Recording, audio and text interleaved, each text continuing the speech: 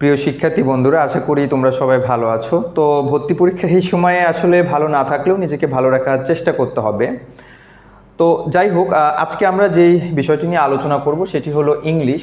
তোমরা যারা এ এবং বি ইউনিটে হাজী মোহাম্মদ দানেশ বিজ্ঞান ও প্রযুক্তি বিশ্ববিদ্যালয়ে ভর্তি পরীক্ষায় অংশগ্রহণ করতে যাচ্ছ, তাদের জন্য ইংরেজি এই বিষয়টি অত্যন্ত গুরুত্বপূর্ণ। কেননা অনেকেই হয়তো ফিজিক্স, কেমিস্ট্রি, বায়োলজি বা হায়ার ম্যাথ প্রস্তুতি নেবে, কিন্তু ইংরেজির প্রস্তুতি কিন্তু আলাদাভাবে অনেকেই যেমন নেবে না, ঠিক একইভাবে অনেকেই এই বিষয়টিতে গুরুত্ব না দেওয়ার কারণে যে সকল শিক্ষার্থী শুধুমাত্র এই ইংরেজি 25 মার্কের এই টপিকটিতে বেশি গুরুত্ব দিবে, তাদের কিন্তু চান্স পাওয়ার সম্ভাবনা অধিক বেড়ে যাবে। কাজেই আমাদের এই ইংলিশ কিন্তু ফেলনা না ভর্তি পরীক্ষার ক্ষেত্রে। তো আমরা যেহেতু হাজী দানেশ বিজ্ঞান প্রযুক্তি বিশ্ববিদ্যালয় এর আগের ভর্তি পরীক্ষাগুলোতে গুচ্ছে ছিল, এবছরই অর্থাৎ 2025 সাল থেকে তারা এককভাবে ভর্তি পরীক্ষা নিচ্ছে। তো যখন এই বিশ্ববিদ্যালয়টি এককভাবে ভর্তি পরীক্ষা নিত, অর্থাৎ সর্বশেষ 2019 সালে যে ভর্তি পরীক্ষা নেওয়া হয়েছিল, আমরা জাস্ট একটা পরিসংখ্যান দেখানোর চেষ্টা করব সে সময় কোন কোন টপিক থেকে কত মার্কের প্রশ্ন এসেছিল। তাহলে আমাদের ক্লাসগুলো বুঝতে এবং ক্লাসগুলো করতে বা তোমাদের গুরুত্বপূর্ণ টপিকগুলো সম্পর্কে ধারণা পেতে অনেক সুবিধা হবে বলে আশা করি। তো আমরা যে টপিকগুলো থেকে প্রশ্ন আসে তার মধ্যে সবথেকে বেশি গুরুত্বপূর্ণ, অর্থাৎ সবথেকে বেশি প্রশ্ন এসে থাকে, সেই টপিকগুলো এখানে সিলেক্ট করেছি। সেটি হলো ভয়েস, এরপর হচ্ছে narration, parts of speech, correction, transformation এবং রাইট ফর্ম অফ ভার্বস। শুধুমাত্র এই 6টি টপিক যদি কোনো শিক্ষার্থী খুব ভালোভাবে প্রস্তুতি নিয়ে যায়, তাহলে আশা করা যায় 25-এর মধ্যে 17 থেকে 18 মার্ক কমন পাওয়া যাবে ইনশাআল্লাহ। তো আমরা একটা কাজ করব, সেটা হলো আমরা ধীরে ধীরে এই 6টি টপিক নিয়ে আলোচনা করব। তার আগে একটা বিষয় খেয়াল করো, 2019 সালে সর্বশেষ যে ভর্তি পরীক্ষা হয়েছিল, এককভাবে হাজী দানেশ যে ভর্তি পরীক্ষা নিয়েছিল, সেখানে বিভিন্ন শিফটের যে প্রশ্নগুলো, আমরা প্রশ্নগুলো অ্যানালাইসিস করে তোমাদের এখানে দেখানোর চেষ্টা করেছি কোন টপিক থেকে কতটি প্রশ্ন এসেছিলো। যেমন ভয়েস থেকে প্রশ্ন এসেছিল 16টি। এরপর ন্যারেশন থেকে প্রশ্ন এসেছিল 17টি।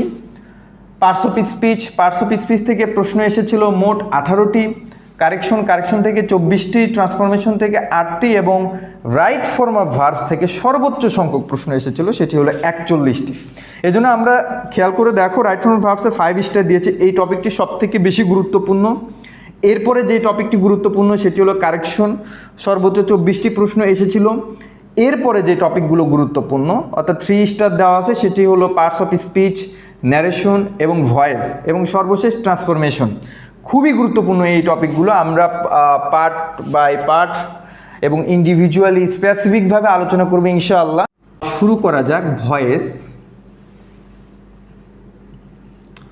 আচ্ছা, একটা কথা বলি ভয়েস শেখার আগে।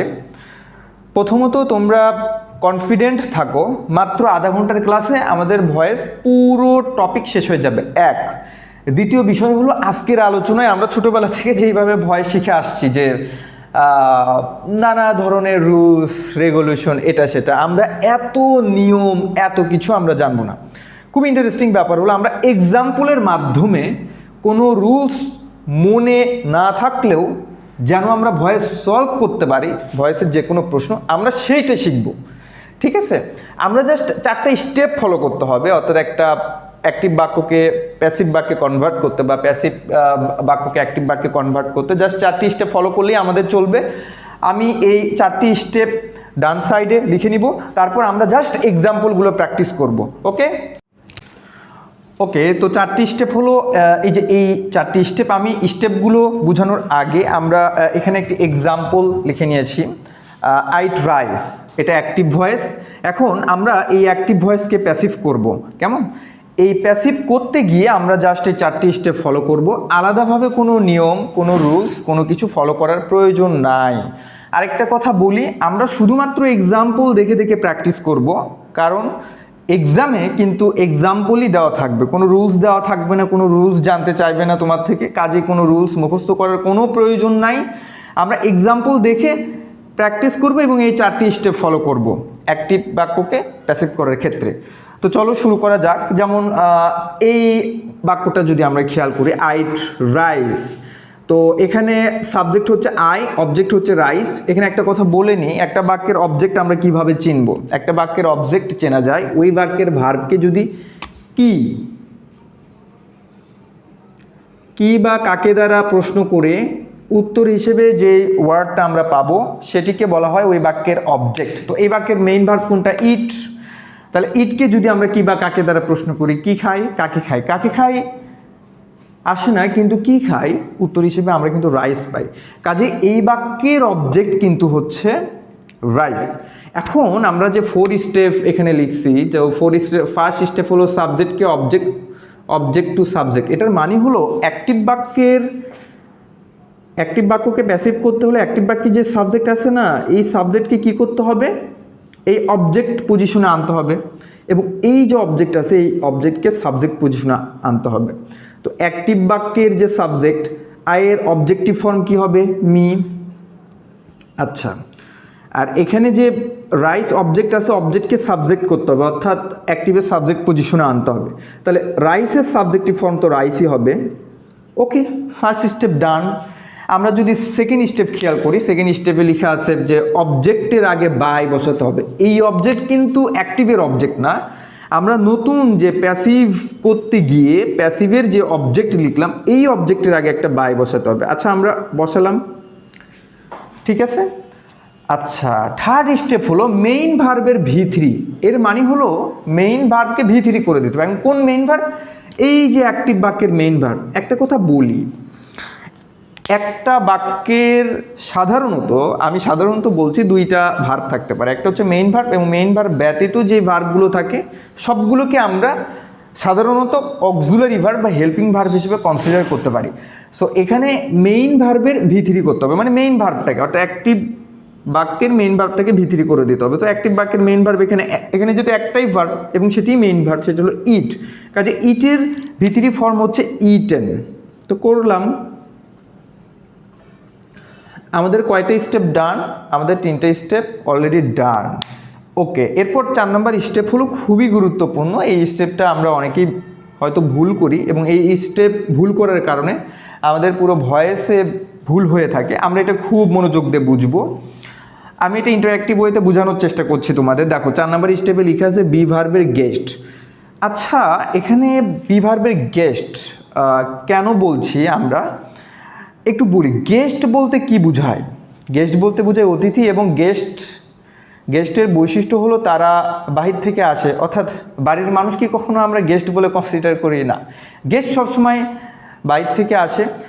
এই যে বি ভার্বকে আমরা জানি, বি ভার্ব হচ্ছে জেনারেলি 5টি অ্যাম, ইজ, আর, ওয়াজ, ওয়্যার। এই যে বি ভার্বকে আমরা গেস্ট বলছি, কেন বলছি? কারণ এই বি ভার্বটা বাইরে থেকে এসে প্যাসিভ ভয়েসে বসবে। আচ্ছা, তো এখন এই বি ভার্ব হচ্ছে 5টি অ্যাম, ইজ, আর, ওয়াজ, ওয়্যার। এখন এই বি ভার্ব কোথায় বসবে? Eaten rice. আচ্ছা, এখানে আরেকটা বিষয় বলে নেওয়া প্রয়োজন, সেটা হলো আমি খুব সিম্পল বা সহজ এক্সাম্পলগুলো তোমাদের কিন্তু দেখাচ্ছি।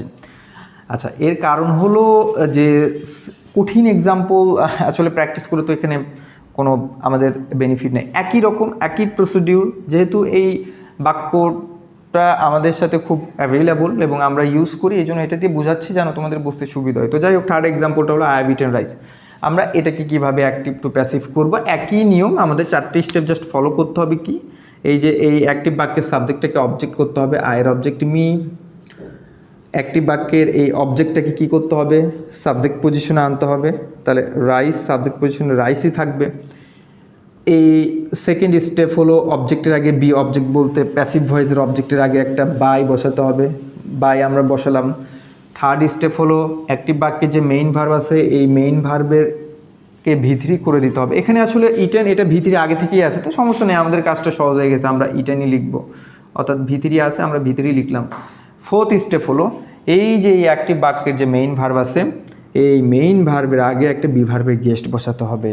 আমি আবারও বলতেছি, বি ভার্বের গেস্ট, বি ভার্ব তো 5 টাইম, ইজ, আর, ওয়াজ, আর, কোনটা বসবে এটা ডিপেন্ড করবে এই অ্যাক্টিভ বাক্যের সাবজেক্টের এক্স্যাক্ট পরেই যেই ভার্বটা আছে সেই ভার্বের ফর্মের উপর। যদি প্রেজেন্ট ফর্ম হয় তাহলে অ্যাম ইজ আর, যদি পাস্ট ফর্ম হয় তাহলে ওয়াজ হয়। তো প্রেজেন্ট ফর্ম হ্যাভ, তো প্রেজেন্ট ফর্ম আমরা জানি, তাহলে এখানে বি ভার্বের গেস্ট হিসেবে অ্যাম ইজ আর বসবে। যেহেতু রাইস আছে এই জন্য চাইলেও আমরা আর বা অ্যাম লিখতে পারি না, ইজ লিখব। ওকে, আমাদের কাজ শেষ, ডান।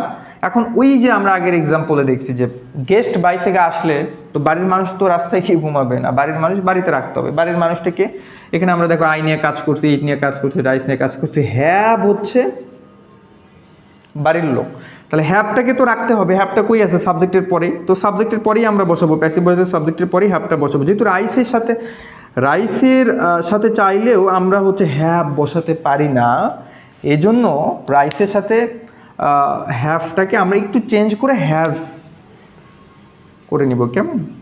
আচ্ছা, আমাদের কাজ শেষ, অলমোস্ট শেষ। এখানে আরেকটা বিষয়, এখানে যে এই যে হ্যাভ হ্যাজ আছে না, হ্যাভ হ্যাজের পরে আমরা জানি হ্যাভ হ্যাজ অথবা হ্যাড, এই ভার্বগুলোর পরে যদি কোনো ভার্ব আসে তাহলে সেই ভার্বের V3 ফর্ম হয়। হ্যাভ থাকবে, V3 হবে না, তা হবে না, তা হবে না, এটা একটা ছন্দ হিসেবে আমরা মনে রাখতে পারি। যাই হোক, তো হ্যাজের পরে এটা কোন ভার্ব আছে? দুঃখিত, হ্যাজের পরে একটা ভার্ব আছে ইজ।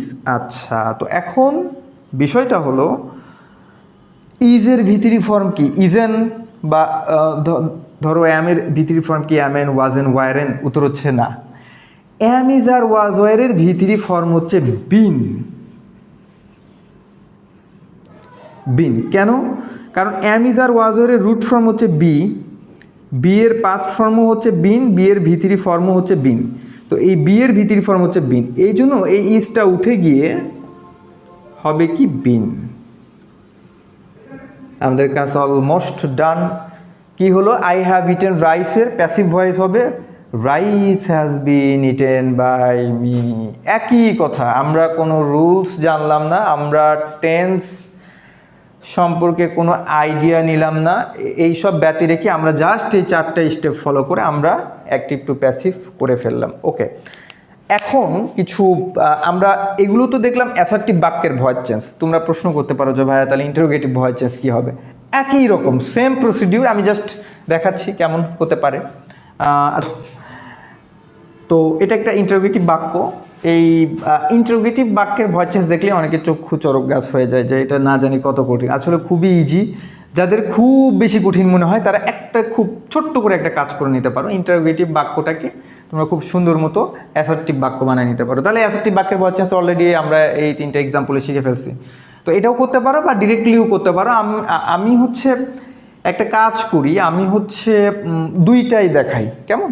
তো ধরো ইন্টারোগেটিভ বাক্যটাকে আমরা অ্যাসার্টিভ বানাই নিলাম। অ্যাম আই ইটিং রাইস, এটা তো ইন্টারোগেটিভ, এটাকে অ্যাসার্টিভ বানাইলে হবে I am eating rice. Sorry, I am eating rice. তো I am eating rice assertive বানাই নিলাম। তাহলে এটাকে যদি আমরা প্যাসিভ করি, আমরা 2 নম্বর এক্সাম্পলে এটার অ্যাক্টিভ টু প্যাসিভ কীভাবে করতে আমরা অলরেডি দেখে নিয়েছি। তো সেই ভিডিওটা, দুঃখিত, সেই অংশটুকু বা সেই ক্লিপটুকু দেখে নিও। আমি এখানে সরাসরি প্যাসিভ করে ফেললাম, কেমন? যেহেতু এটা অলরেডি আমি দেখাইছি আই অ্যাম ইটিং রাইসের প্যাসিভ কী হবে, সেটা জাস্ট একটু ভিডিওটির পেছনে গিয়ে দেখে নিবা। আমি এখানে সরাসরি লিখলাম, এটার প্যাসিভ হবে হচ্ছে rice is being eaten by me। আচ্ছা, এটা তো অ্যাসার্টিভ বাক্যের প্যাসিভ করলাম, কিন্তু এখানে তো আছে ইন্টারোগেটিভ বাক্য, তাহলে সেটার প্যাসিভ কী হবে? আচ্ছা, ইন্টারোগেটিভ বাক্যের বেসিক ফর্ম কি, মানে একটা ইন্টারোগেটিভ বাক্য কেমনে ফর্ম করা হয়? খুবই সোজা। ইন্টারোগেটিভ বাক্য, কোনো একটা অ্যাসার্টিভ বাক্যকে ইন্টারোগেটিভ করতে হলে ওই বাক্যের সাবজেক্টের আগে জাস্ট হচ্ছে অক্সিলারি ভার্ব বা হেল্পিং ভার্ব আনলেই সেটা ইন্টারোগেটিভ হয়ে যায়। তো এটা তো একটা অ্যাসার্টিভ বাক্য, এটাকে ইন্টারোগেটিভ বানাইতে গেলে এইটার অক্সিলারি ভার্ব কোনটা? তুমি বলতে পারো যে ভাই এখানে অক্সিলারি ভার্ব তো অনেকগুলা, যেমন হচ্ছে ইজ, বিং, ইটেন তো মেইন ভার্ব। আচ্ছা, ইজ বিং অক্সিলারি বা হেল্পিং ভার্ব হইলেও যেই অক্সিলারি ভার্বটা এক্স্যাক্টলি সাবজেক্টের পরেই থাকবে সেটাকেই সামনে আনায় ইন্টারোগেটিভ করতে হয়। এটা জাস্ট আমাদের মনে রাখতে হবে। তাহলে এটা ইন্টারোগেটিভ কী হবে? Is rice being eaten by me.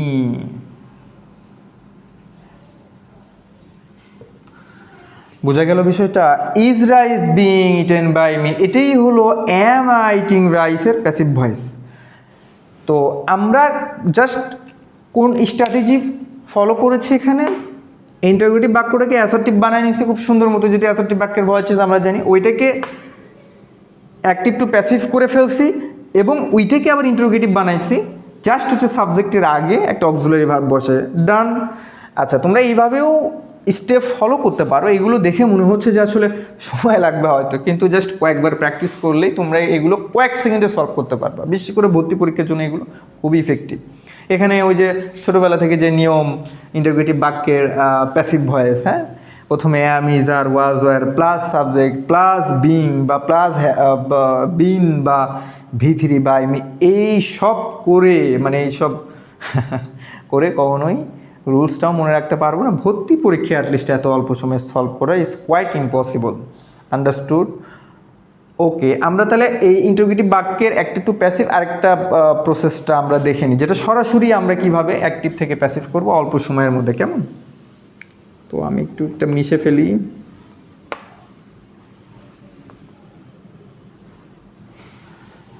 আচ্ছা, যেমন আমরা এখন হচ্ছে সরাসরি করবো এই চারটে স্টেপ ফলো করে। যেমন অ্যাম আই ইটিং রাইস, একটা কথা বলি, অ্যাক্টিভ টু প্যাসিভ করতে হলে ওই বাক্যটা সাবজেক্ট এবং অবজেক্ট, অ্যাক্টিভ বাক্যের সাবজেক্ট এবং অবজেক্ট খুব ভালোভাবে তোমাদের আইডেন্টিফাই করে নিতে হবে। সো এই অ্যাক্টিভ বাক্যের সাবজেক্ট কোনটা আই, অবজেক্ট কোনটা রাইস, তাহলে আমাদের সাবজেক্ট এবং অবজেক্ট নিয়েই যেহেতু প্রথমে কাজ, ওই যে ফার্স্ট স্টেপ আমরা ফলো করি, এই সাবজেক্টটাকে কী বানাইতে হবে, অবজেক্ট রাইস, আর এই অবজেক্টটাকে কী বানাইতে হবে, দুঃখিত, এখানে আয়ের অবজেক্ট হবে মি। আচ্ছা, আর এই যে রাইস আছে না, এই রাইসটাকে আমরা কি করে ফেলবো, রাইসটাকে আমরা সাবজেক্ট করব, রাইস। আচ্ছা, সেকেন্ড স্টেপ কি, এই অবজেক্টের আগে একটা বাই বসাবো, কেমন?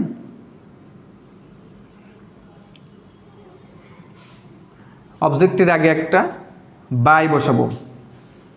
আচ্ছা, এরপর থার্ড স্টেপ কি, থার্ড স্টেপ হলো অ্যাক্টিভ বাক্যের মেইন ভার্বকে ভিতরি করবো। এখানে অ্যাক্টিভ বাক্যের মেইন ভার্ব কোনটা, ইটিং, তো ইটিং এর ভিতরি কি, ইটেন, EATEN, ইটেন। ওকে, আচ্ছা, এটা একটু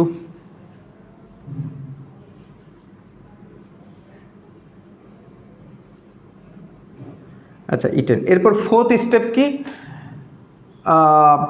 একটা বিভার্বের গেস্ট আনতে হবে। সো বিভার্বের গেস্ট হিসেবে আমি যার ওয়াজার বিভার্ব তো 5টা, কোনটা আনবো, এই অ্যাক্টিভ, আমরা এর আগে যেটা শিখেছি অ্যাক্টিভ বাক্যের সাবজেক্টের এক্স্যাক্ট পরেই যেই ভার্বটা আছে। এখন এখানে একটা বিষয়, এই ক্ষেত্রে যেহেতু এই বাক্যটা ইন্টারোগেটিভ, এটার এক্স্যাক্ট পরেই যে ভার্ব আছে ইটিং, আমরা কি ইটিং দেখে বিভার্বের গেস্ট চুজ করবো? উত্তর হচ্ছে না। এটা তো ছিল অ্যাসার্টিভ, আয়ের পরে কিন্তু ছিল হচ্ছে অ্যাম, কিন্তু ইন্টারোগেটিভ বানানোর জন্য অ্যামটাকে সামনে আনা হয়েছে। তাহলে আমরা যেহেতু আয়ের পরে অ্যাম ছিল, অ্যাসার্টিভ যখন ছিল বাক্যটা, কাজে আমরা অ্যাম দেখেই কিন্তু বিভার্বের গেস্টটা চুজ করব, কারণ আয়ের পরে আসলে ফার্স্টে ভার্বটা ছিল অ্যামই ছিল, ইন্টারোগেটিভ করার জন্য সাবজেক্টের আগে আনা হয়েছে। আচ্ছা, যাই হোক, তো অ্যামটা যেহেতু প্রেজেন্ট ফর্মে, কাজে বিভার্বের গেস্ট হিসেবে আমরা চুজ করব কোন ভার্বটাকে, অ্যাম ইজ আর, অ্যাম ইজ আর, যেহেতু রাইস আছে কাজে এখানে ইজ বসাবো। আচ্ছা, ওই যে একটা কথা বলছিলাম যে আমাদের অলমোস্ট 4টে স্টেপ শেষ, 4টে স্টেপ শেষ করে আমাদের দেখতে হবে এখানে আসলে বাড়ির মানুষ আছে কি না, তাকে তো বাড়িতে রাখতে হবে, তাকে তো আমরা দূর দূর করে তাড়াই দিতে পারি না, তাই না? তো এখানে বাড়ির মানুষ কি, আমরা আই নিয়ে কাজ করছি, ইট নিয়ে কাজ করছি, রাইস নিয়ে কাজ করছি, অ্যাম কোথায় তাহলে, অ্যাম অ্যাম অ্যাম কি এখানে আছে, নাই তো। তো তাহলে অ্যামটা দেখো, অ্যামটাকে এখানে লিখতে হবে। এখন অ্যামটাকে সাবজেক্টের পরে আমরা লিখতাম, মানে বাড়ির লোকগুলোকে বেসিক্যালি সাবজেক্টের পরেই বসায় দিতে হয়, কিন্তু যেহেতু বাক্যটা ইন্টারোগেটিভ, এই জন্য ইন্টারোগেটিভ বাক্যে সাবজেক্টের আগে বসছে, এই ক্ষেত্রেও আমরা এটাকে আগে বসাবো, কিন্তু বোঝার সুবিধার্থে আমরা সাবজেক্টের পরেই বসাচ্ছি। তাহলে এই চেঞ্জটা তোমাদের বুঝতে একটু সুবিধা হবে, কেমন? আচ্ছা, তো তাহলে রাইসের পরে চাইলেও তো অ্যাম বসানো যায় না, ইজ বসাতে হয়। তো ওই যে একটা বিষয়, অ্যাম ইজ আর ওয়াজারের পরে কোনো ভার্ব আসলে আইএনজি যুক্ত করতে হয়, তো ইজের আইএনজি তো ইজিং হবে না, অ্যাম ইজ আর ওয়াজারের পরে কোনো অ্যাম বি ভার্ব যদি আসে তাহলে সেটাকে আইএনজি করতে হলে বিং করে দিতে হয়, ঠিক আছে। অ্যাম ইজ আর ওয়াজ এর রুট ফ্রম বি, বি এর আবার বি এসেছে আইএনজি যুক্ত করা যায় বিং, বিং। এখন rice is being eaten by me, যেহেতু বাক্যটা ইন্টারোগেটিভ এই জন্য এই ইজটাকে জাস্ট হচ্ছে সামনে বসাই দিলে আমাদের সেই কাঙ্ক্ষিত প্যাসিভ ভয়েস হয়ে যাবে। কি, is rice being eaten by me, শেষে একটা কোশ্চেন মার্ক। এটাই হলো এই অ্যাক্টিভ বাক্যটার প্যাসিভ ভয়েস। আচ্ছা, আমরা এবার একটু কষ্ট করে 5 নাম্বার এক্সাম্পলে চলে যাই। দেখো খেয়াল করো, এটা তো yes no question. Yes no question বলতে বোঝায় যে এই প্রশ্নগুলো অ্যান্সার হ্যাঁ অথবা না এর মাধ্যমে দেওয়া যায়। অ্যাম আই ইটিং রাইস, আমি কি ভাত খাইতেছি, হ্যাঁ অথবা না, এগুলোকে বলে ইয়েস নো কোশ্চেন। যদি ডাব্লিউএস কোশ্চেন থাকে, ডাব্লিউএস কোশ্চেন বলতে ডাব্লিউএস ওয়ার্ড দ্বারা যে কোশ্চেনগুলো করা হয়, যেমন ধরো হোয়াট, তারপর হচ্ছে হোয়েন, তারপর হচ্ছে হুইচ, তারপর হচ্ছে হাউ, তারপর হচ্ছে হোয়ার, এই যে এইগুলোকে বলা হয় ডাব্লিউএস ওয়ার্ড, কারণ প্রত্যেকটা ওয়ার্ডের আগে হয় ডাব্লিউ অথবা এইচ আছে। এই ওয়ার্ডগুলো দ্বারা যে কোশ্চেনগুলো করা হয় সেগুলোকে বলা হয় ডাব্লিউএস কোশ্চেন। তো ডাব্লিউএস কোশ্চেনগুলো যদি থাকে তাহলে কি হবে, আমরা 4 নম্বরে আমি কোনো কিছু চেঞ্জ করব না, ওইটাকেই জাস্ট একটু মডিফাই করে তোমাদের বুঝাই দেবো, তাহলে বুঝতে সুবিধা হবে। ওইটা ছিল 4 নম্বর এক্সাম্পল, এটা দিলাম 5। ধরো ডাব্লিউএস কোশ্চেন হলে কী হতো, এর আগে জাস্ট একটা কী বসতো, হোয়াট, হোয়াট, আর এটা তো ছোটো হাতের হইতো what am I eating rice. যদি ডাব্লিউএস কোশ্চেন থাকে অনেকে তো ঘাবড়ে যাবে যে কী ব্যাপার, ডাব্লিউএস কোশ্চেন আছে, এটা তো আরও বুঝি কঠিন। খুবই সহজ। তোমরা অ্যাম আই ইটিং রাইসের প্যাসিভ করছো না, অ্যাক্টিভ থেকে প্যাসিভ, এটা তো আমরা শিখে ফেলছি। কাজে যদি ডাব্লিউএস কোশ্চেন থাকে বা ডাব্লিউএস ওয়ার্ড থাকে শুরুতে, খুব সুন্দর মতো ওইটাকে জাস্ট সামনে বসায় দিবা। কি, এই যে হোয়াট, সামনে বসায় দিলেই কিন্তু এটা অ্যাক্টিভ টু প্যাসিভ হয়ে যাবে। তাহলে কি এটা আলাদাভাবে শেখার কোনো কিছু আছে? তাহলে কি হলো, এই অ্যাক্টিভ বাক্য what am I eating rice, এটার অ্যাক্টিভ টু প্যাসিভ হবে what is rice being eaten by me. চিন্তা করো, এটা যদি আমরা রুলস জেনে শিখতাম তাহলে কতটা কঠিন মনে হতো। আমরা জাস্ট একটু চেঞ্জ করছি। বোঝার বিষয় হলো, ডাব্লিউএস কোশ্চেন হলে যদি ডাব্লিউএস ওয়ার্ড থাকে, তারপরে যে অংশটুকু আছে না অ্যাম আই ইটিং রাইস, তোমরা জাস্ট ওই অংশটুকুর অ্যাক্টিভ টু প্যাসিভ করে ফেলবা আর ডাব্লিউএস ওয়ার্ডটা জাস্ট সামনে বসাই দিবা, শেষ আমাদের ভয়েস চেঞ্জ। আন্ডারস্টুড? ওকে, আমরা অলমোস্ট শেষের দিকে চলে আসছি ভয়েস চেঞ্জের। আমার ধারণা যে 30 মিনিট এখনও হয় নাই, তার আগে আমরা মোটামুটি শেষ। ভয়েস চেঞ্জ বলতে যা বুঝায় বেসিক থেকে শুরু করে যেখান থেকে প্রশ্নগুলো আসে আমাদের শেষ, অলমোস্ট শেষ। আমরা এবার জাস্ট এক্সট্রা অর্ডিনারি কিছু এক্সাম্পলগুলো দেখবো, যেগুলো মাঝে মধ্যে এসে থাকে আর কি ভর্তি পরীক্ষায়। চলো সেইগুলো সম্পর্কে জেনে নেওয়া যাক। ওকে,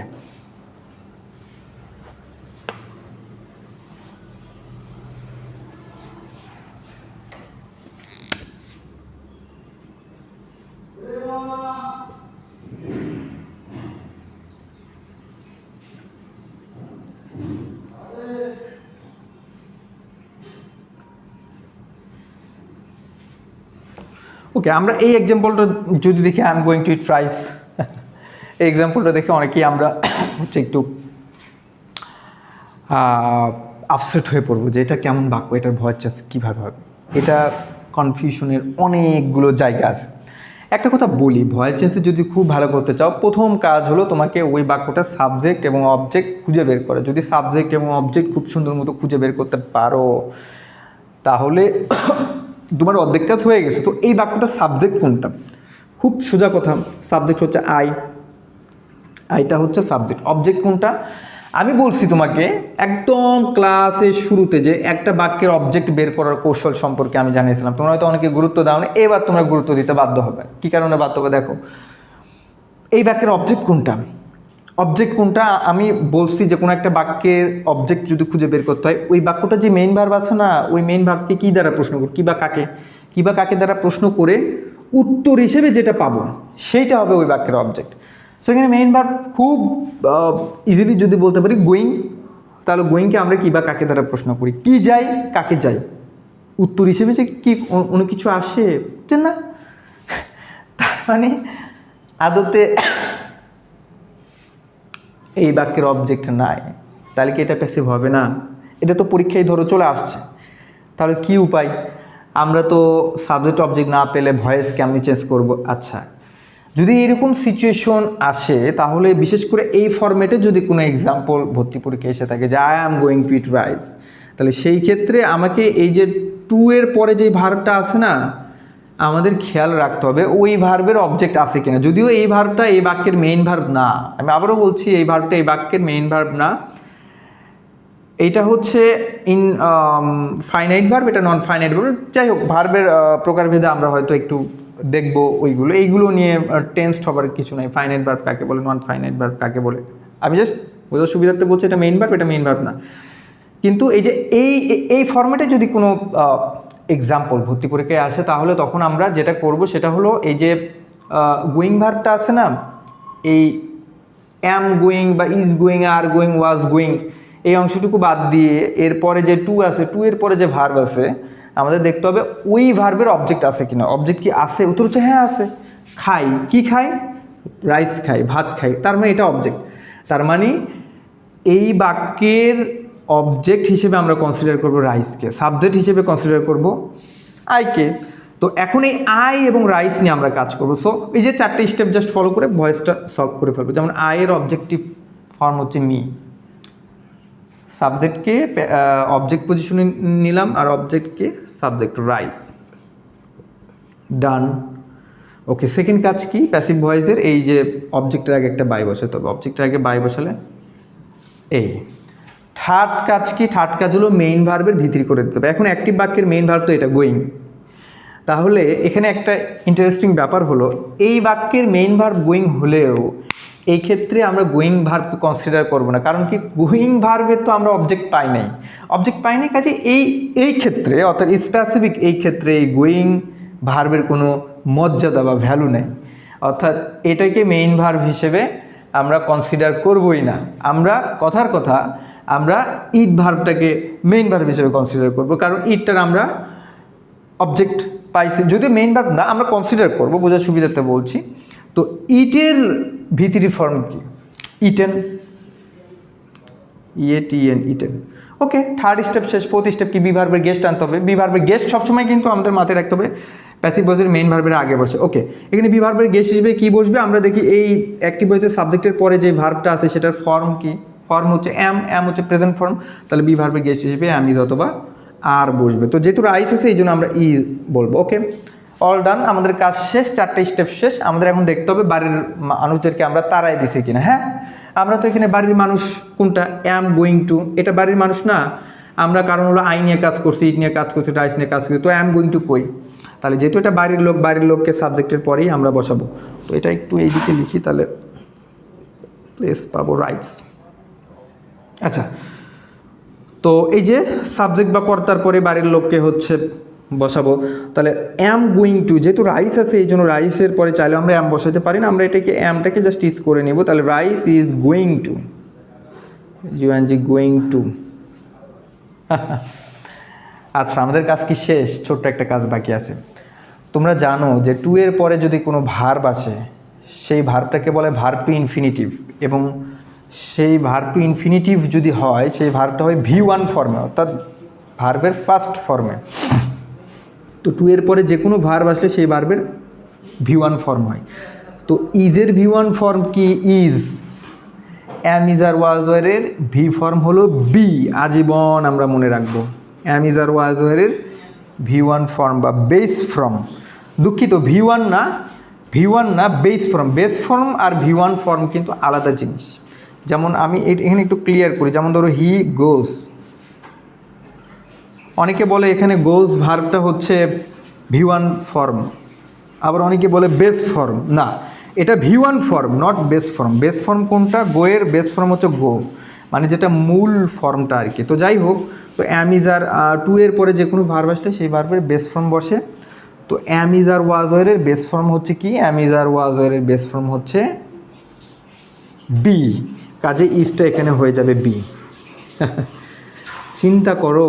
আচ্ছা, এইটাই হলো এই অ্যাক্টিভ বাক্যের passive voice. I am going to eat rice, এটা প্যাসিভ হবে rice is going to be eaten by me.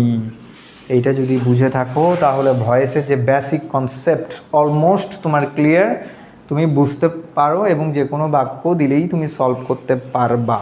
ওকে, আচ্ছা, আমরা তাহলে আর জাস্ট 3টে এক্সাম্পল সলভ করব। 3টে এক্সাম্পল সলভ করলেই আমাদের ভয়েস অলমোস্ট কমপ্লিট হয়ে যাবে। ওকে, আমরা যদি এবার 7 নম্বর এক্সাম্পলে আসি, এটা খুবই ইন্টারেস্টিং। আচ্ছা, এটা মনে হয় একটু আগে শেখালে তোমাদের ভালো হইতো, বিশেষ করে যখন ইন্টারোগেটিভ অংশের অর্থাৎ 5 এবং 4 নম্বর এক্সাম্পলটা তোমাদের বুঝাইছিলাম, তখন সাথে সাথে এটা বললে ভালো হতো। আচ্ছা, যাই হোক, নো প্রবলেম। আমি বলি, আমরা হচ্ছে ওই যে কিছু ব্যতিক্রম আছে, যেমন ইন্টারোগেটিভ বাক্যের 4 এবং 5 নম্বর এক্সাম্পলে তোমরা ভিডিওগুলো একটু পেছনের দিকে টেনে নিয়ে দেখতে পারো। 4 এবং 5 নম্বর এক্সাম্পলে আমরা ইন্টারোগেটিভ বাক্যের ভয়েস চেঞ্জ কীভাবে করতে হয় সেটা আমরা শিখছি। তো সেই অংশে আমরা এটা জাস্ট রিলেট করব, সেটা হলো এই যে হু কলস ইউ, এটা কিন্তু একটু ব্যতিক্রম, আমরা ওইভাবে করব না। যদি ইন্টারোগেটিভ বাক্যে হু থাকে, আমি আবারও বলি, যদি ইন্টারোগেটিভ বাক্যে ডাব্লিউএস ওয়ার্ড হিসেবে হু থাকে, তখন কিন্তু সেটা অলওয়েজ কি হয়ে যায়, by whom, by whom, by whom. কেমন? এবার আসা যাক, এবার যে ইন্টারেস্টিং পার্ট সেটা হলো আমাদের বোঝার বিষয়, সেটা হলো এবার আমরা 4টে স্টেপ ফলো করব। Subject to object, object to subject. Who calls you, কে তোমাকে ডাকে। এখন এখানে তুমি সাবজেক্ট কোনটা, অবজেক্ট কোনটা বিবেচনা করবা। তো এখন এখানে বিষয় হলো এই যে হু কলস ইউ, কে তোমাকে ডাকে, কে ডাকে, এখানে কিন্তু সাবজেক্ট আসলে হু, কলস ইউ তোমাকে ডাকে, অবজেক্ট হচ্ছে ইউ। কিন্তু যেহেতু সাবজেক্টের কাজ আমরা আগেই করে ফেলছি বাই হোম, কাজে হু নিয়ে আমরা আর হেডেক নিব না, আমরা জাস্ট অবজেক্টটাকে হচ্ছে কনসিডার করব। তো সাবজেক্টকে অবজেক্ট করতে হয়, অবজেক্টকে সাবজেক্ট করতে হয়। সাবজেক্ট নিয়ে যেহেতু আমরা কনসিডার করছি না সাবজেক্টকে, কাজে এখানে অবজেক্ট আছে ইউ, ইউটাকে আমরা অবজেক্ট পজিশন থেকে সাবজেক্ট পজিশনে আনবো। তাহলে সাবজেক্ট পজিশনে আনলে, যেহেতু প্যাসিভ করছি সেক্ষেত্রে বলছি ইউ হবে।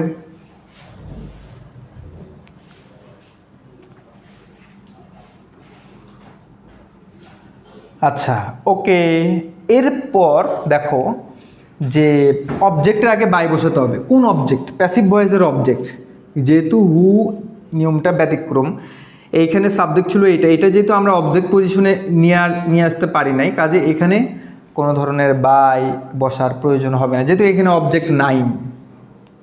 কথার কথা, এখানে অবজেক্ট নাই, এই জন্য বাই বসানোর কোনো প্রয়োজন নাই।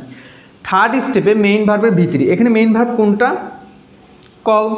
তাহলে কলের ভিতরি ফর্ম হচ্ছে called, CALLED, called. Okay, done. Fourth step কি? বি ভার্বের একটা গেস্ট আনতে হবে। যেহেতু বি ভার্বের guest am, is, are, was, were, be verb 5টা। কোনটা আনবো? এই যে সাবজেক্টের পরে যেই ভার্বটা আছে সেই ভার্বের ফর্ম দেখে। সাবজেক্টের পরে কি আছে? কলস। তাহলে কলস কোন ফর্মে আছে? আমরা কলস দেখেই বুঝতে পারছি এটা প্রেজেন্ট ফর্মে আছে। প্রেজেন্ট ফর্ম হলে বি ভার্বে গেস্ট হিসেবে এম, ইজ, আর এর মধ্যে যে কোনো একটা বসবে। যেহেতু আছে হোম, বাই হোম এবং ইউ আছে সাবজেক্ট হিসেবে, ইউ এর সাথে চাইলেই কি আমরা এম বা ইজ বসাতে পারবো? আর বসাতে হবে, আর। তাহলে যেহেতু বাক্যটা ইন্টারোগেটিভ, সেহেতু এই সাবজেক্টের আগেই আমরা কি বসাবো? আর বসাবো। তাহলে by whom are you called, শেষে কোশ্চেন মার্ক। তাহলে হু কলস ইউ, এটার প্যাসিভ হবে by whom are you called. যদি হতো হু ইজ কলিং ইউ, তাহলে হতো by whom are you being called. আমি একটু লিখি, এটা লিখে বুঝাই দিই। হু ইজ কলিং ইউ যদি এরকম হতো, হু ইজ কলিং ইউ, কে তোমাকে ডাকতেছে।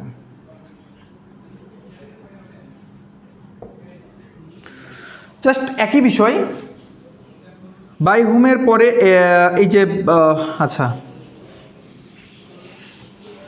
তো আমরা হু আছে, বাই হোম আগে লিখে নিলাম। তারপর সাবজেক্ট, 4টে স্টেপ ফলো করব। সাবজেক্টকে অবজেক্ট, অবজেক্টকে সাবজেক্ট। যেহেতু সাবজেক্টটা ছিল হু, আমরা আগে বাই হোম লিখে নিছি ফিক্সডভাবে। এটা যেহেতু নিয়মের ব্যতিক্রম, এই জন্য বাই হু এর ক্ষেত্রে বাই হোমটা আগে বসে নিতে হবে, এটার অবজেক্ট পজিশনে যাবে না।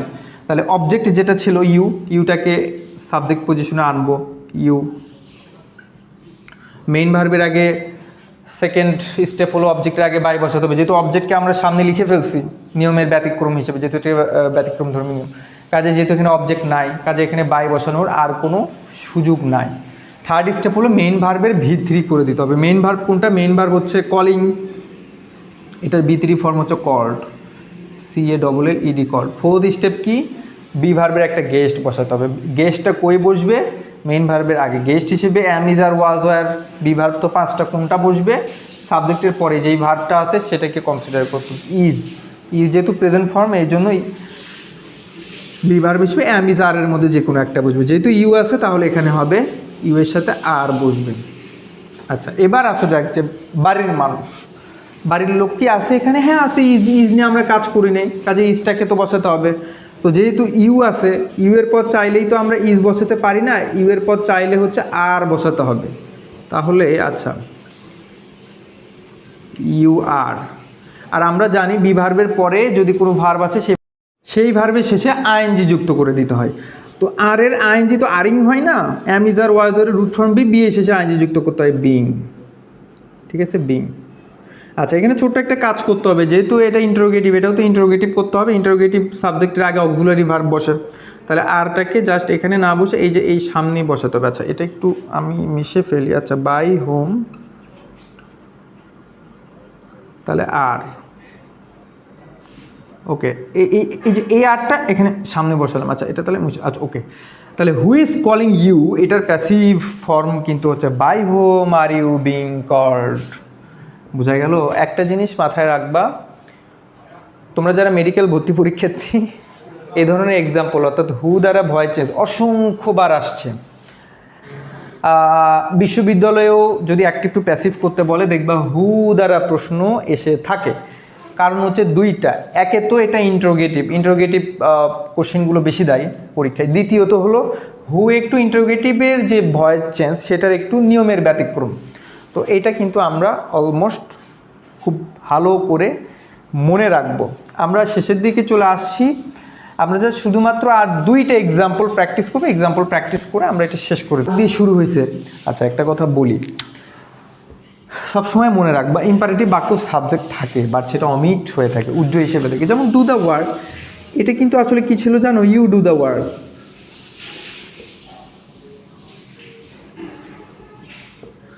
ইউ ডু দ্য ওয়ার্ক বাক্যটা এরকম ছিল। তো প্রশ্ন হলো ইউটা তাকে উঠে দিল কেন? ইউ ডু দ্য ওয়ার্ক মানে তুমি কাজটি করো। ইম্পারেটিভ বাক্য কাকে বলে? ইম্পারেটিভ বাক্য বলে আদেশ, উপদেশ, নিষেধ। ইউ ডু দ্য ওয়ার্ক, তুমি কাজটি করো, এটা নর্মালি বুঝায়। যখন তুমি সাবজেক্ট উঠাই দিবা, উঠে গিয়ে ডু দ্য ওয়ার্ক বলবা, তাহলে সেটা কিন্তু আদেশ বুঝবে, তুমি কাজটি করো। কাজে এখানে সাবজেক্ট নাই কথাটা সত্য না, সাবজেক্ট অমিট হিসেবে আছে। তো যেহেতু নাই সাবজেক্ট না থাকলে কি হয়েছে? অবজেক্টও আছে। ডু মানে কি? করো। কি করো? কাকে করো? কি করো? কাজটি করো। এটা অবজেক্ট না? তাহলে অবজেক্টটাকে আমরা কি করব? সাবজেক্ট পজিশনে আনবো, দ্য ওয়ার্ক। আর এখানে যেহেতু সাবজেক্ট নাই, তাহলে যেহেতু নাই সাবজেক্ট নিয়ে আমাদের কোনো হেডেক নেই, সাবজেক্টকে অবজেক্ট পজিশনে বসানোর কোনো দরকার নাই। তাহলে 1 নম্বর স্টেপ ডান, উত্তর হচ্ছে ডান। 1 নম্বর স্টেপ আমরা করে ফেলাম, দ্য ওয়ার্ক। ওকে, তাহলে সেকেন্ড স্টেপকে অবজেক্টের আগে বাই বসাবো। যেহেতু এখানে সাবজেক্ট ছিল না, আমরা সাবজেক্টকে প্যাসিভ ভয়েসে অবজেক্ট করে ওই অবজেক্টের আগে বাই বসাতাম। যেহেতু সাবজেক্টই নাই, কাজে এটাকে অবজেক্ট করে তার আগে বাই বসানোর কি দরকার আছে? অর্থাৎ সেকেন্ড স্টেপ এখানে অ্যাপ্লাই হবে না।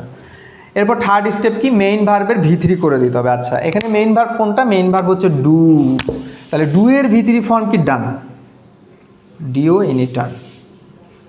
আন্ডারস্টুড? আচ্ছা, এরপর ফোর্থ স্টেপ হচ্ছে বি ভার্বের একটা গেস্ট আনতে হবে। এখন বি ভার্ব কোনগুলো? অ্যাম, ইজ, আর, ওয়াজ, আর, কোনটা বসবে? সো ইম্পারেটিভ বাক্যে যেটা ভার্ব দিয়ে শুরু হয়, তো শুরুর ভার্বটা অলওয়েজ V1 ফর্মে থাকে, কাজে অ্যাম, ইজ, আর এর মধ্যে যে কোনো একটা হবে। তো আমরা ধরে নিচ্ছি যেহেতু দ্য ওয়ার্ক আছে এখানে ইজ বসবে। ফোর্থ স্টেপ শেষ।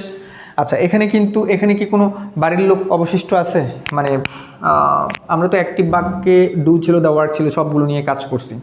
তো কাজে এখানে বাড়ির লোক অবশিষ্ট নেই। অনেকের কাছে মনে হতে পারে ভয়েস ইজ অলমোস্ট ডান, কিন্তু এখানে একটা ছোট্ট একটা বিষয় আছে। এখানে ওই যে একটা বিষয় আছে না, যে এখানে হচ্ছে যেহেতু বাক্যটা ইম্পারেটিভের বাক্যের ক্ষেত্রে একটা মনে রাখবা, ইম্পারেটিভ বাক্যের ক্ষেত্রে যেহেতু স্পেশাল, ইম্পারেটিভ বাক্যগুলোই স্পেশাল, ভার্ব দ্বারা শুরু হয়। আমরা জানি যে বাক্য আসলে সাবজেক্ট ছাড়া গঠন সম্ভব নয়। ইম্পারেটিভ বাক্য হলো ব্যতিক্রম, নিয়মের ব্যতিক্রম, যে একদম ভার্ব দ্বারা শুরু হয়, সেহেতু ইম্পারেটিভ বাক্যের ভয়েস চেঞ্জটাও ধরে নাও নিয়মের ব্যতিক্রম। তো সেই জন্য যেহেতু ব্যতিক্রম, শুরুতে একটা লেট বসায় দিতে হয়। লেট, আমরা এটাকে খুবই স্পেশাল করার জন্য আমরা লেট বসাই দিলাম। হ্যাঁ, তো তাহলে কি ঘটনা ঘটলো? Late the work is done. আচ্ছা, এখানে একটা কথা বলে নিই, লেট এমন একটা ভার্ব, এই ভার্বের পরে যদি কোনো ভার্ব আছে সেই ভার্বের বেস ফর্ম হয়। ঠিক আছে, তুমি হয়তো প্রশ্ন করতে পারো, ভাইয়া লেট তো আছে দ্য ওয়ার্কের আগেই, তো তাহলে এরপরেই তো ভার্ব নাই। না থাকলেও এই লেট ভার্বের পরে যেই ভার্বটা আছে এটার প্রতি এর একটা অ্যাট্রাকশন থাকে, দূর থেকে অ্যাট্রাকশন বলতে পারো। ওই অ্যাট্রাকশনে এই ভার্বটাকে সে, যেহেতু লেটের পরে যদি কোনো ভার্ব আসলে বেস ফর্ম হয়, কাজে এই ভার্বটাকেও তোমাকে বেস ফর্ম বানাই ফেলতে হবে। সো অ্যাম ইজ আর ওয়াজ এর বেস ফর্ম কি আমরা জানি হচ্ছে বি। এই যে এইটাই হলো এই বাক্যের ভয়েস চেঞ্জ। তাহলে ডু দ্য ওয়ার্কের অ্যাক্টিভ ভয়েস, এটার প্যাসিভ হবে let the work be done. Okay, আচ্ছা আমরা 8 নম্বর এক্সাম্পল শেষ করে ফেললাম। আরেকটা এক্সাম্পল আমরা একটু ওকে, এটা আমাদের লাস্ট এক্সাম্পল। এই এক্সাম্পল শেষ করলেই আমাদের ভয়েস শেষ হয়ে যাবে ইনশাআল্লাহ। ভয়েস নিয়ে আর কোনো ডাউট, আর কোনো কিছু থাকবে না। লাস্ট এক্সাম্পলটা দেখো, late me do the work. যদি এরকম থাকে তাহলে আমরা কি করব? সো এই ক্ষেত্রে এটাও একটা ইম্পারেটিভ বাক্য। এই ক্ষেত্রে দেখো, আমরা লেট তো একটা ভার্ব, লেট,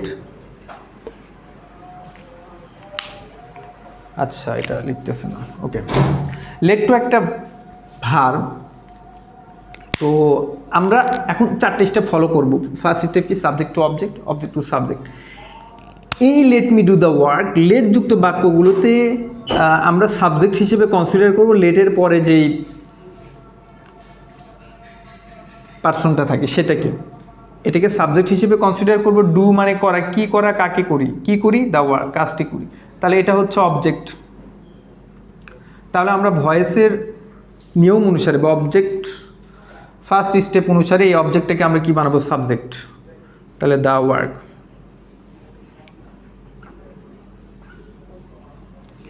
মিটাকে আমরা কি করব? অবজেক্ট পজিশনে বসাবো। সো মি এর অবজেক্টিভ ফর্ম আসলে মি হবে। আমি বলছি কিন্তু এটা নিয়মের ব্যতিক্রম, আমরা বোঝার সুবিধার্থে বলছি, এটাকে সাবজেক্ট হিসেবে কনসিডার করছি বোঝার সুবিধার্থে। আদারওয়াইজ তো তোমাদের ওই যে ছোটোবেলায় যেরকম ওই যে আমরা মুখস্থ করতাম late me do the work, এই রকম অ্যাক্টিভ বাক্য থাকলে প্যাসিভ করার সূত্র হলো লেট প্লাস অবজেক্ট প্লাস তারপর V3 প্লাস অ্যাটসেট্রা অ্যাটসেট্রা। আমরা বোঝার সুবিধার্থে, ওইটা যেহেতু মনে রাখা কঠিন, বোঝার সুবিধাতে এইভাবে বলছি। তো সেকেন্ড স্টেপ কি? অবজেক্টের আগে একটা বাই বসাতে হবে, এখানে অবজেক্টের আগে মি, বাই বসালাম। থার্ড স্টেপ কি? মেইন ভার্বের V3 করতে হবে। মেইন ভার্ব কি? ডু, তাহলে ডু এর V3 ফর্ম হচ্ছে ডান। ফোর্থ স্টেপ কি? বিভাগ, আচ্ছা এটা একটু, ফোর্থ স্টেপ কি? বিভার্বের একটা কি বসাতে হবে? গেস্ট বসাতে হবে। সো বিভার্ব তো অ্যাম ইজ আর ওয়াজ আর 5টা কোনটা বসাবো? সো আমরা দেখি লেট শুরুতে যেই আমরা বলি যে ইম্পারেটিভ বাক্যের সবগুলো ভার্ব অলওয়েজ হচ্ছে V1 ফর্মে থাকে, কাজে বিভার্বে হিসেবে অ্যাম ইজ আর ওয়াজ এর মধ্যে যে কোনো একটা বসবে। তো যেহেতু দ্য ওয়ার্ক আছে, কাজে এখানে ইজ বসবে। ওকে ডান। আমরা এর আগের এক্সাম্পলে শিখেছি যে ইম্পারেটিভ বাক্য থাকলে, ইম্পারেটিভ বাক্যকে তুমি যদি অ্যাক্টিভ থেকে প্যাসিভ করতে চাও, একদম শুরুতে অলওয়েজ লেট বসাতে হয়, লেট। ওকে, তাহলে এই লেটের পরে আবার যদি কোনো ভার্ব আসে, সেই ভার্বের কি ফর্ম হয়? রুট ফর্ম হয়। সো অ্যামিজারের রুট ফর্ম হচ্ছে বি।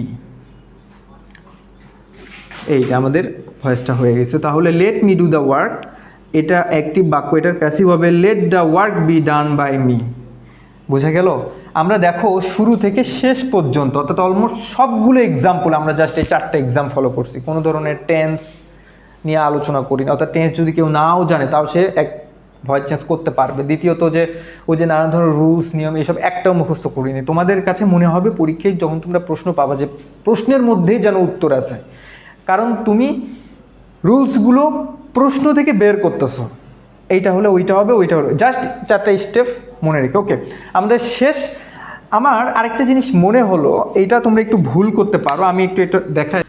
তাহলে I am eating rice for the sake of hungriness আর কি, আমি খাবার খাচ্ছি, ভাত খাচ্ছি ক্ষুধার্ত থাকার জন্য। সো এটা কিন্তু একটা বিশাল বড় বাক্য।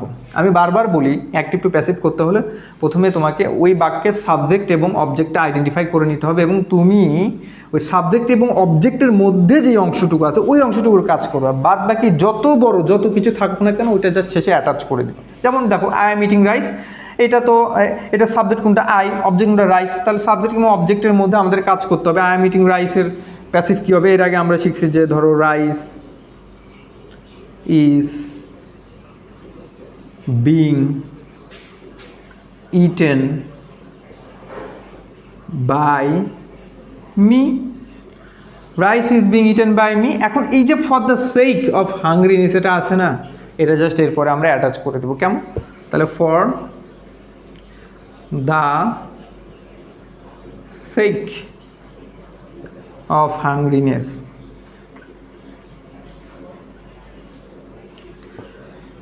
শেষ, বোঝা গেল বিষয়টা? তাহলে ভয়েস জাস্ট সাবজেক্ট এবং অবজেক্ট খুঁজে বের করো, ওর মধ্যে কাজ করো, বাদ বাকি যদি 200 পৃষ্ঠাও থাকে কোনো বাক্য বা বাক্যের অংশ, সেগুলো জাস্ট শেষে জাস্ট অ্যাটাচ বা অ্যাড করে দেবো। ওকে, এটাই হলো আমাদের ভয়েসের লেকচার, এই 10টা এক্সাম্পল। আমি আবারও বলছি, শুধুমাত্র এই 10টা এক্সাম্পল যদি তোমরা প্র্যাকটিস করো, ইনশাআল্লাহ এর বাইরে কোনো প্রশ্ন আসবে না এবং তোমরা খুব অল্প সময় ভয়েসগুলো সলভ করতে পারবে। সো আজকের ক্লাস এ পর্যন্তই, পরবর্তী ক্লাসের আমন্ত্রণ জানিয়ে এখানেই শেষ করছি। সবাই ভালো থেকো, সুস্থ থেকো, আল্লাহ হাফিজ।